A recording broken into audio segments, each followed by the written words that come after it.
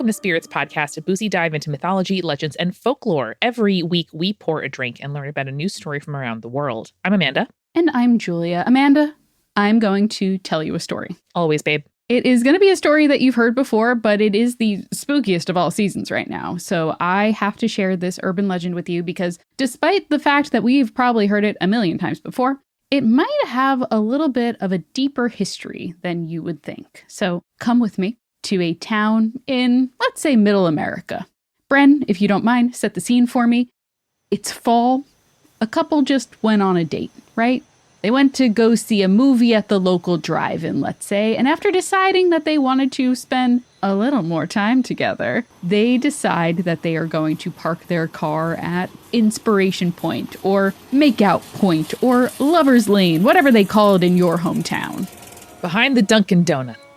Hey, if that works for you, that works for you. So as they sit there on this night, the music they were listening to in order to set the mood is interrupted. Breaking news! A murderer, colloquially called the Hookman, has escaped from the local state prison. He is believed to be armed with a knife and extremely dangerous. Everyone in the region is warned to keep watch and to report anything suspicious to the local authorities. He is described as Caucasian, with dark hair. Most notably, his left hand is missing, and in its place, he wears a hook. This has been a breaking news announcement. Damn, hook in the left hand, knife in the right. What can't this guy do? For the girl, this announcement is, of course, a total mood killer. Combine that with the fact that they're parked in a particularly secluded and dark path in order to give themselves a little bit of that privacy that they desire, she begins to feel nervous, exposed perhaps. This, she tells herself, seemed like the perfect spot for a deranged murderer to claim another victim. But Amanda, as often does in stories like this, her boyfriend still has more amorous thoughts on his mind and tries to keep getting his kisses in. How much of this story is just a sort of like, men, am I right? sort of situation? Well, we'll talk a little bit about that in a second. The girlfriend, Amanda, not into this, pushes him off and tells him, I think we should probably head home. That hook man they mentioned sounds really dangerous. Now, the boyfriend tries to play it off as no big deal, but she does not let it drop, saying that she wants to leave, that she is scared. They argue a bit back and forth. Eventually, the boyfriend rolls his eyes, agrees to get them home, and as he finds his keys, Amanda, to put them in the ignition, start the car up, the girlfriend hears something scrape against the car.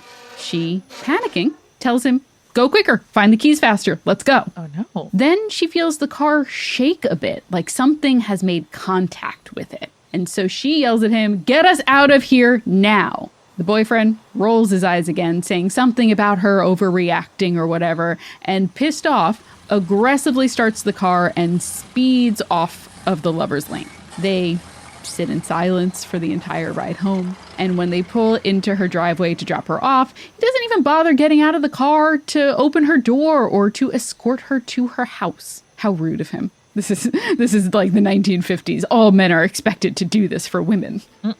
So she angrily lets herself out of the car, and when she whirls around to slam the door to the car, she lets out a piercing scream of terror. Now, the boyfriend jumps out of the car, confusingly, grabs her, being like, what's going on? What's wrong? Oh, now you're showing up, big man? And all she can do was point at the door. And when he turns, he saw exactly what made her so scared, which is a bloody hook hung dangling from the handle of the passenger side door. It's an evocative story, Julia. I remember one of the first times I heard this story being genuinely really freaked out. Do you remember, were the details that you heard when you first heard this story the same beat for beat, or do you remember some slight variations on it? The main one I remember is the exact one that you just told. I think there are variations where, you see a silhouette, where maybe the man was in the trunk. There was some amount of involvement of in the car or around the car. But it's always that could have been me aspect of it that I think really creeped me out. And that is important. We'll talk about that a little bit more. But this story which is known as the Hook, but sometimes the Hook Man, is definitely what I would consider a classic urban legend or even a campfire story, right? It gained its popularity in the 1950s and 60s, and despite what the details and the variations are, the elements usually remain the same. Like, there's a couple in a car. They hear a news report about escaped killers over the radio. They hear strange noises. Sometimes it's scratching, sometimes it's footsteps, and then the girl insists on being driven home. And then finally, when they get home, they make the discovery of the bloody detached hook embedded in the car in some way. Now, as you can imagine, often with many urban legends, there are several fun and spooky variations to this story. And I say fun, but I mean usually more bloody and more violent. Mm-hmm. Now, Amanda, I know I asked already about the first time you heard it. Have you heard other variations of this, though? Probably, but none stick out. It's more kind of like children's books where you can like flip the blouse or flip this pants or flip the head of the doll to make different variations. It's like all kind of, elements of the same recipe. I've heard a couple of variations myself, and in doing the research, I found plenty of variations too. Shout out to Sally, who also did the bulk of the work for the research for this episode. There are a couple of variations. One is like a couple is on a road trip and they stop either like because, I don't know, the man has to pee in the woods or because the car breaks down, right? And so the man decides he's going to walk back to the gas station they just passed for help, leaving his girlfriend alone in the car. In a world where women can't have credit cards or arguably driver's licenses, then at least the dude's got to show up to take care of them. So while she waits for him to return, the woman then hears that sort of signature radio report warning of an escaped prisoner. Sometimes it's, an escaped mental patient because this is the 50s and 60s when this story was originally being told. But as she's listening to the radio, she starts to hear a thumping noise on the roof of the car, which, begins to scare her. Sure. And then when she finally, after waiting for so long and the boyfriend not returning, she exits the car only to see the escapee sitting on the roof of the car, banging the boyfriend's severed head against the roof. Oh, that's a lot worse. The mortality rate in the various variations continues to just escalate. Oh, no. So this version of the story also has a couple of these different brutal endings where the beginning is the same, but the way the boyfriend dies is different. Now, Julia, is there any stump situation happening? We have some Washington Irving perverts out in here. I mean, we did have a beheading already. You're absolutely right. You got me there. Well, shit. That was about the head, not the stump, though. Yeah, that's fair. That's fair. Okay, so there's a couple of different versions. Usually it's the boyfriend who gets killed in these versions. One story, the scraping on the roof of the car is because the boyfriend has been killed and has been hung from the tree above the car. Ooh. So it's either his feet or his fingernails that are scratching against the roof. Scary. Pretty brutal, pretty scary for sure. There's another version, of course, which is the odd dripping noise that continues to confuse and scare the woman, and it turns out to be the boyfriend's blood dripping onto the roof instead. Man, that's so interesting. I feel like the near miss is really a huge part of the story to me. And the woman stays alive in, a lot of these versions, but that really surprises me. Well, I'm glad you point that out because there is a version where the woman does not survive, which is the man survives, he goes, he gets help, he returns back to the car, only to find his date has been killed with the hook still embedded in her body. Should have listened. Yeah, exactly. So as you can tell by all of these variations, there's a lot of different versions that sort of depend on who the storyteller is and kind of how brutal they want to make it. Urban legends go through the cousin network, right? So I guess it depends on how exposed to horror movies your oldest cousin was before they told you the story. How much baggage does your oldest cousin have that they're trying to kind of work on, passing along scary stuff to the next generation? In a lot of these stories, the answer is a lot. So there is one last one that I think is kind of fun. It's a similar legend with similar beats to the ones that I previously mentioned, which is a couple is coming back from a date, car breaks down. You know how it is. The man decides to head off on foot in order to find help. Woman stays in the car. Same beats, continuing. She falls asleep while she is waiting for her boyfriend, and when she wakes up, she sees a horrifying-looking man staring at her through the car window. honestly my nightmare. I'm going to tell you right now. Hate that.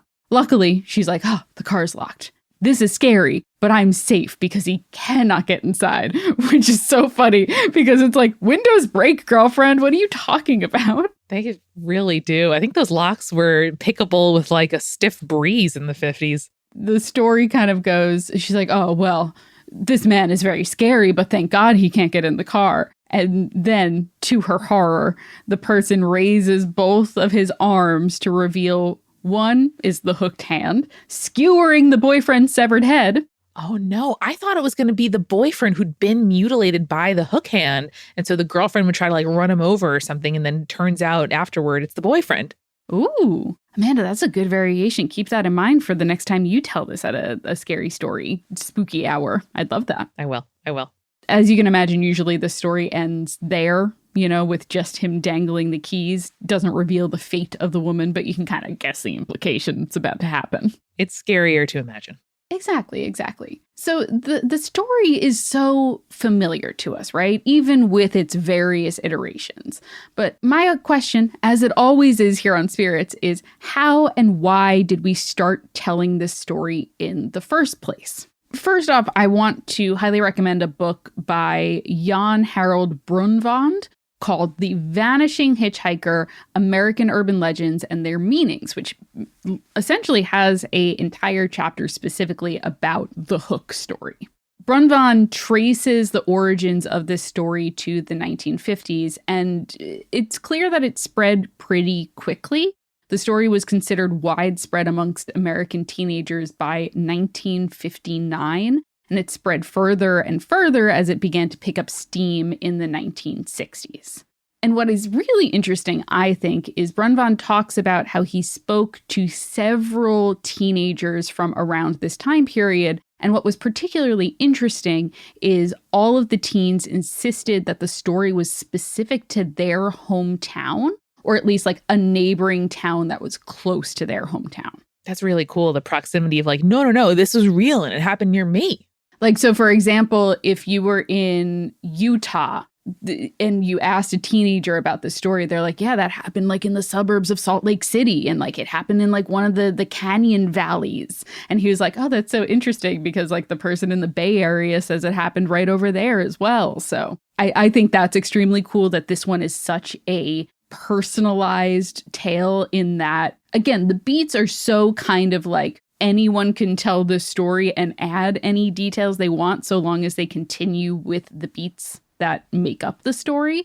But the fact that you can personalize it so much, I think, is a really interesting part, and also probably why this has persisted for as long as it has. The story itself, according to Brunvand, probably hit its peak on November 8th, 1960, which is when we have the first verifiable written reference to the tale. And Amanda, it was posted in all places in a Dear Abby column.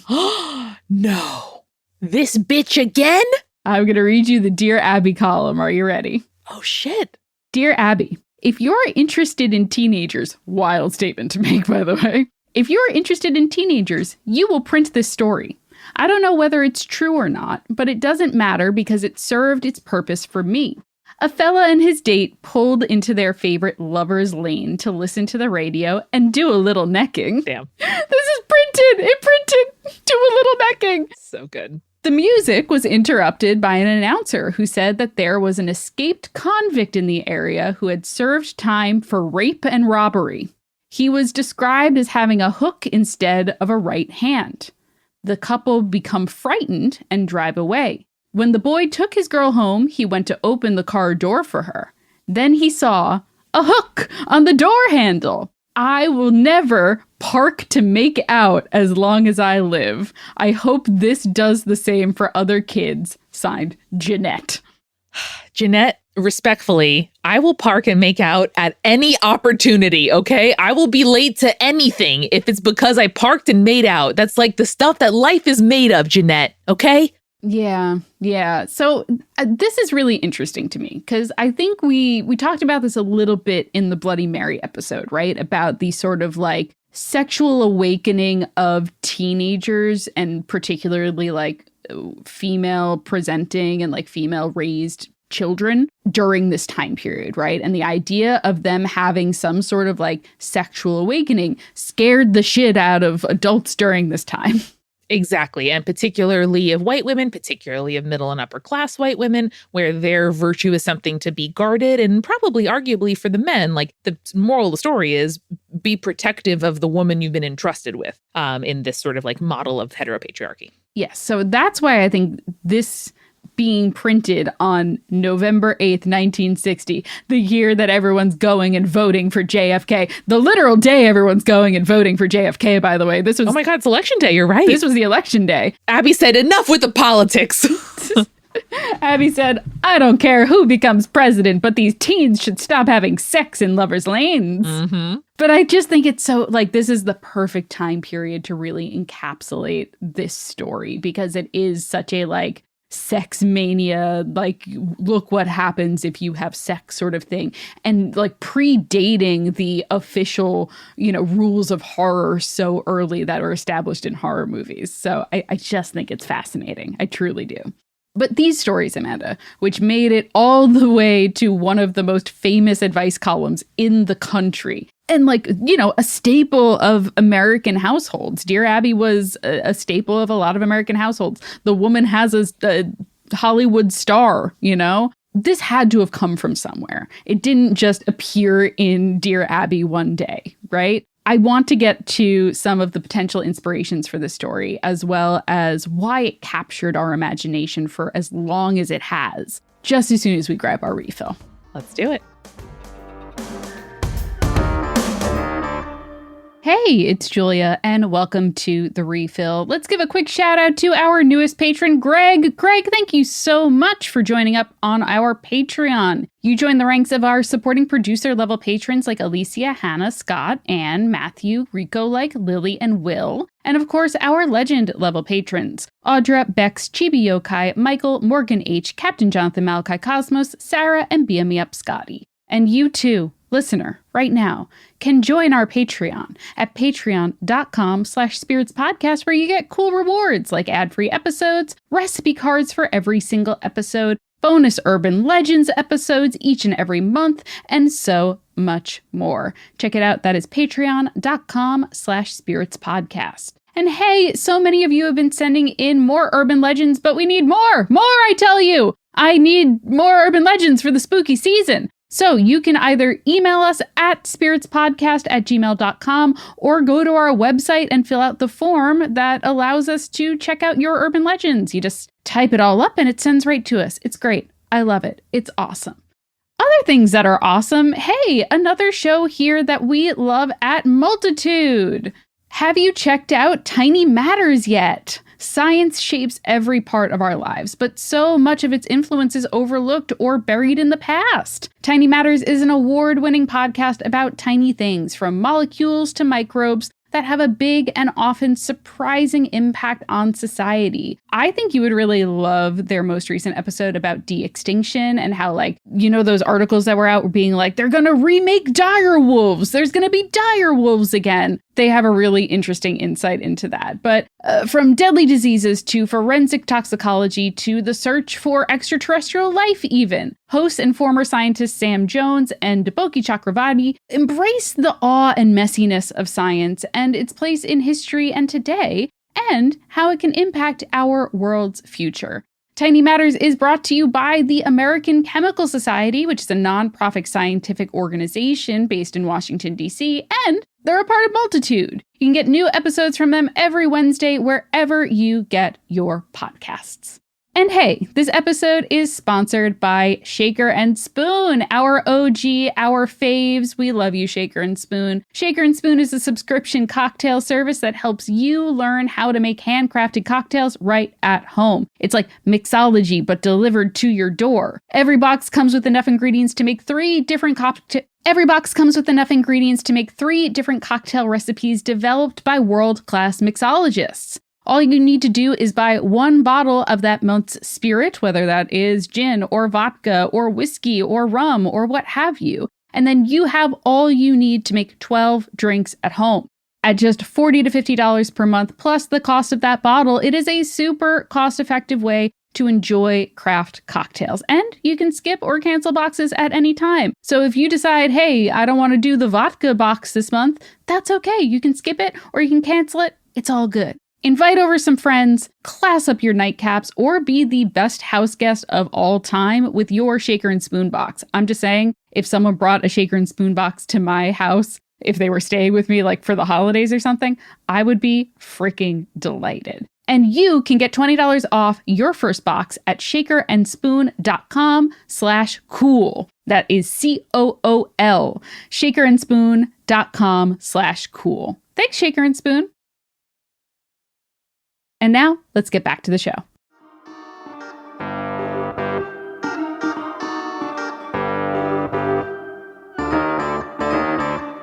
Amanda, we are back, and for this episode, I wanted to do a cocktail that was inspired by a cocktail called the Red Hook. Now, I say to myself sometimes, how could Julia possibly find a cocktail pairing that says we're youthful teens trying to experiment with our sexuality without anyone getting pregnant in the front seat of a US-made Chevrolet, and somehow you do it? For some context, the cocktail is named for the Brooklyn neighborhood, Red Hook. Mm-hmm.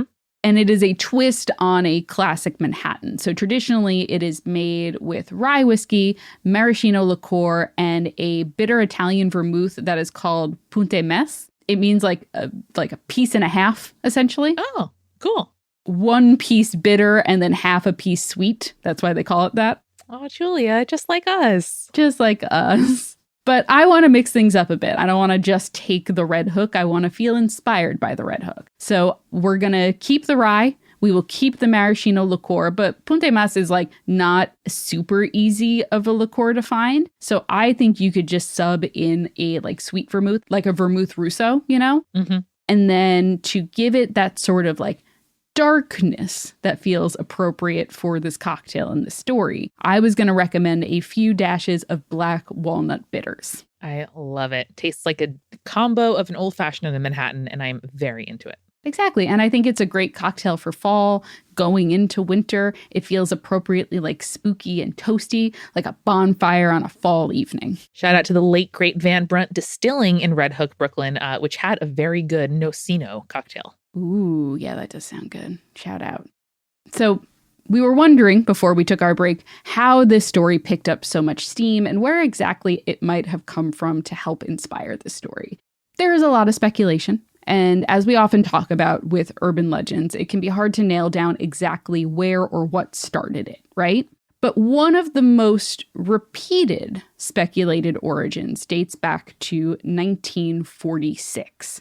And this is where we do the thing where we very rarely bump up against the true crime space. So like just a heads up, we are going to be talking about a series of real crimes and real murders that happened in 1946 in Texarkana. And let me guess, Julia, a whole lot of ableism, because this is defined by a body with a difference. Well, so that's interesting, Amanda, because I'm going to tell you right from the start, the hook does not come into play here. Just added by society to kind of further like differentiate and like make spooky the person. Yes. And we'll talk about why that is a little bit later. We have some interesting theories. Sally and I had a great discussion about it. I'm really excited to talk about it. So shut up. It's 1946 in Texarkana. In less than 3 months, Texarkana was devastated by 4 brutal crimes, which included, importantly to our conversation, 3 attacks on young people who had been parked on lovers' lanes. Oh, man. So Texarkana, as the name suggests, is an area right on the border of the states of Texas and Arkansas, and was technically made up of 2 towns. It was the town of Texarkana, Texas, and Texarkana, Arkansas. Real Kansas City situation. I love when like there's twin towns just on a border and they're like, which side are you on? The Texas side, you know, like that's really fun. So these crimes terrified the region. Law enforcement from both the Texas side and the Arkansas side worked together to try to solve the case. It gained national press coverage as they worked to find the assailant, who was dubbed by the local papers as the Phantom Killer. And these crimes became known as the Texarkana Moonlight Murders. I mean, great branding, I will say. Like, you know, for all that you want to talk about with true crime and everything like that, and the way that media tends to sensationalize deaths and, you know, murder cases and everything, good branding. Take it with a grain of salt, but good branding. Now, these crimes specifically targeted couples, with the first attack happening on February 22nd, 1946. So Jimmy Hollis and Mary Jean Larry were parked on a lover's lane after seeing a movie. Sounds very familiar, doesn't it, Amanda? Mm-hmm. While they were there, a man wearing a white cloth mask, which the witnesses described as looking like a pillowcase with eye holes cut out of it, appeared on the driver's side door, shining a flashlight into the window. Now, thinking that the masked man was looking for someone else because, you know, maybe he was trying to find someone else who was parked on lovers' lanes. Maybe someone was fooling around with someone's girlfriend. Who knows, right? Mm-hmm. Hollis tells the man, "You found the wrong person. You're looking for someone else." But the assailant replied, "I don't want to kill you, fella, so do what I say." Damn. So at gunpoint, Hollis and Larry were ordered out of the car. Hollis was told by the masked man to take off his pants. Nothing happens to him other than his skull gets fractured. I'll say that much. So when he does so, the masked man strikes him in the head with his firearm, fracturing his skull, to the point where Larry fully believed he had been shot because the sound was so loud of the cracking of his skull. Oofed. Oofed, indeed. Yes. Larry, believing that they were being robbed, which is a fair assessment of the situation, I would say, tried to show the assailant that they had no money, like took out Hollis's wallet, took out her wallet, was like, "Look, there's nothing in here, I promise." Mm-hmm. Instead, the assailant ordered her to stand up and run. She first tried to flee into a ditch, but then the assailant yelled at her that she was running the wrong way. And so she changed direction and ran up the road. Now, Larry, as she is running up the road, sees a older car in the road. And so she checked to see if anyone was in there to try to get help, found that it was empty. Mm-hmm. Later, they believed that this might have been the assailant's car, but they're not entirely sure. Now, at this point, the attacker reappears behind her and asked her why she was running. Well, that's very confusing, considering he just demanded her to run. Exactly. So, terrified and confused, she told the man that he had ordered her to do so, and he called her a liar and then attacked her. Oh, Lord. Eventually, he left her there, and she was able to flee to a house, which the closest one was half a mile away. So she ran half a mile in order to get help. She woke the occupants of that house, was able to call the police. Around this time in which Larry is finding help and getting the police called, Hollis regained consciousness as well and was able to flag down a passing car who also called the police. I'm glad both of them were able to reach for help. This feels like a scenario that you don't, come back from. Yes. So this was a fortunate situation. I will say the other victims in this story are not as lucky. They sort of got away. But that is often a thing that happens with people who are committing crimes over and over again, is the crimes will escalate. So in this case, Hollis and Larry were very lucky to have survived. The police arrived. They surveil the scene. There is no evidence of the assailant. He is long gone at this point. Both of them, Hollis and Larry, are hospitalized for their injuries, and the account they gave the police did not give a clear indication of who the suspect might have been. What annoys me about this in particular, because there's no evidence it was just like a police gut situation, was that law enforcement believed that Larry might have known the identity of the attacker and was covering for him. But like any modern report and someone looking into the case now, there's no indication that that was likely. Got it. Somebody was like, this kid. Rah, rah, rah. Yeah, exactly. Like, oh, this woman, she was probably covering for this guy. I'm like, what are you talking about? Stop it. Like, I think they were trying to imply like she had another boyfriend and he's the one that came looking for him and attacked them for being there. That kind of thing. Mm-hmm. It was about a month later, on March 24th, that the next Lover's Lane attack happened. And this one, unfortunately, resulted in the death of both of the victims. So Richard Griffin and Polly Ann Moore were both found dead in Griffin's car on the morning of March 24th by a passing motorist. Both had been shot and killed, though there was evidence that Moore was killed outside of the car and then moved into the back seat before the killer left the scene, which is interesting. Mm-hmm. And I say interesting being like, why not just kill them both in the car? That kind of thing.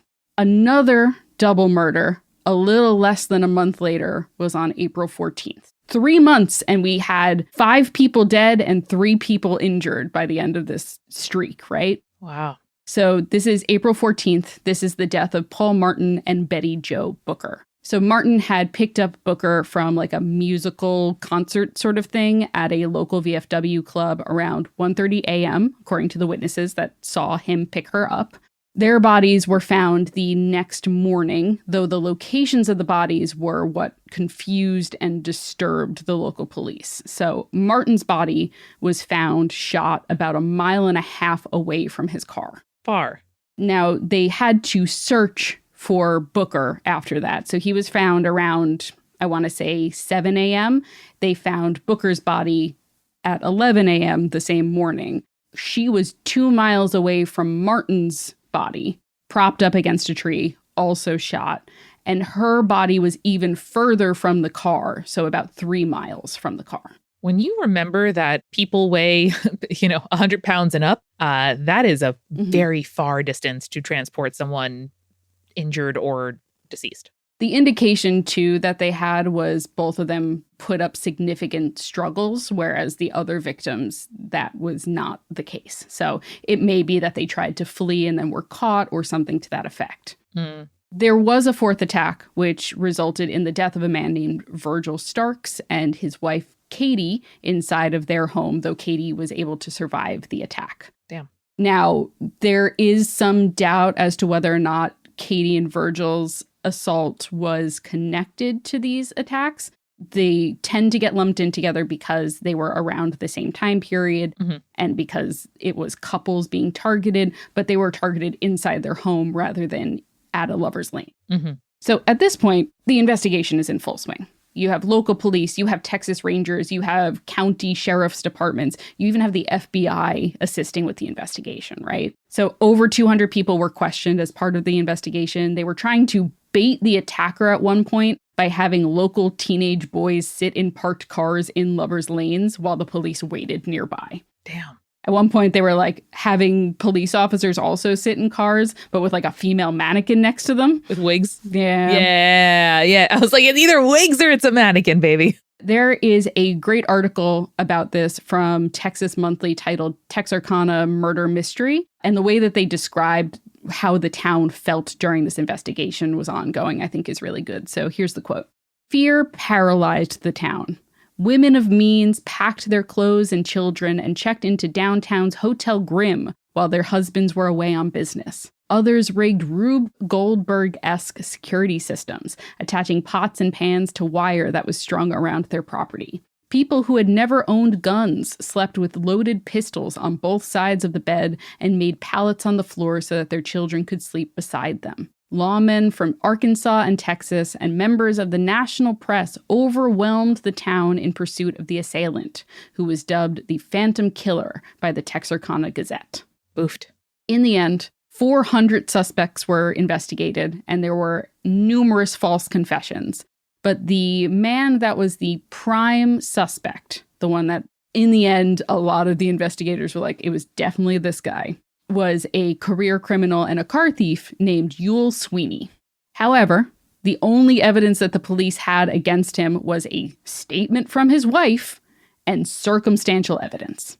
And then when they tried to investigate further, when they tried to bring charges against this man, his wife refused to testify against him, and so the prosecutors chose not to pursue murder charges, though he later went to jail a year later for a car theft conviction. So he ended up serving a decent amount of time because he was a repeat felon, and at this point, they were just like, oh, well, you've done this enough, so life in jail for you. Damn.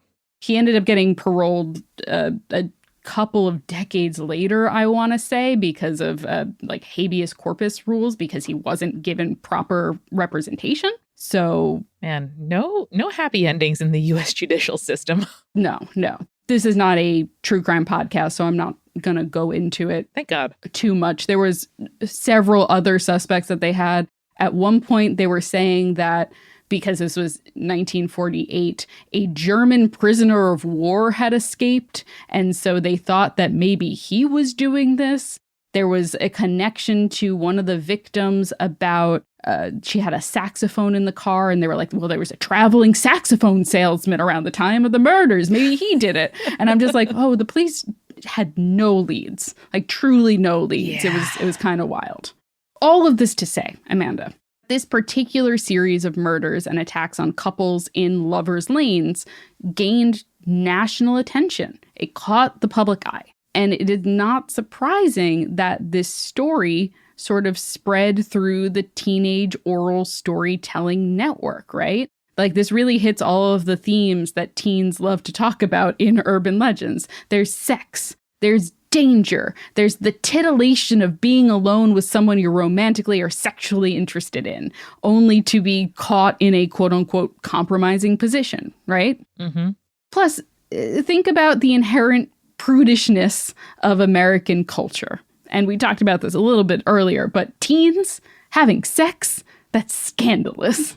And this is not unrelated to the invention of teenagehood, particularly in the post-war years. We are trying to protect innocence. The project of white supremacy, particularly in the South, is trying really hard to enforce morality and virginity on white folks in an attempt to preserve whiteness. So there is a lot going on here that really leans into the stereotypes of seeing young people with cars, spending money and time alone as a sort of like uniquely vulnerable population that we, meaning, white Christian society, need to protect at all costs. Yes, exactly. Oh, you nailed it. You nailed it. So I think this is like a really important context to have for talking about American urban legends in particular.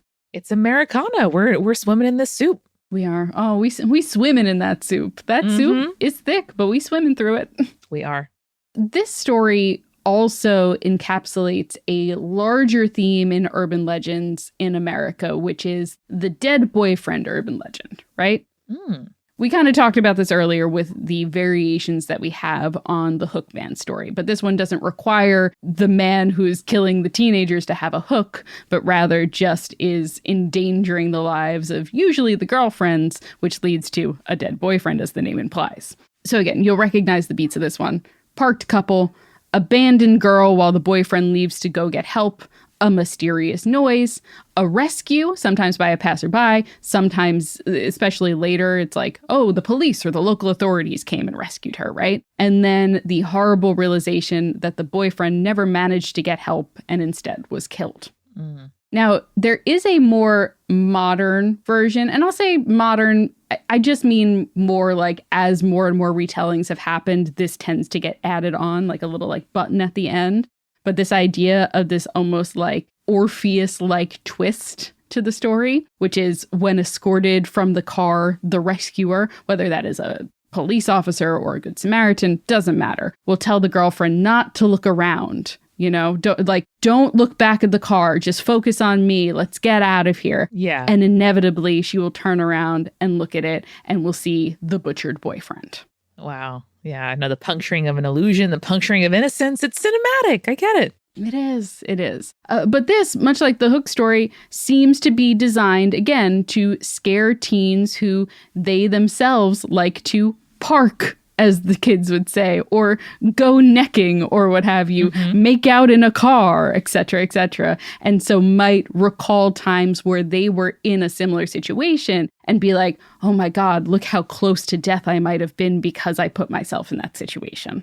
Yeah. And like in the best of scenarios, you're worried someone's going to catch you. Like you go to a lover's lane because it's secluded and you're not going to be caught up past curfew or by the local cop who knows your parents. Like it's already a little clandestine, which is why I think it also, with that layer of sex or titillation, is just really such a ripe scenario for an urban legend. Right. But there's also this idea of because you are trying to gain privacy, you're sacrificing your safety, right? And Exactly. so the idea that they're trying to push on these teens is like, wouldn't you rather be safe?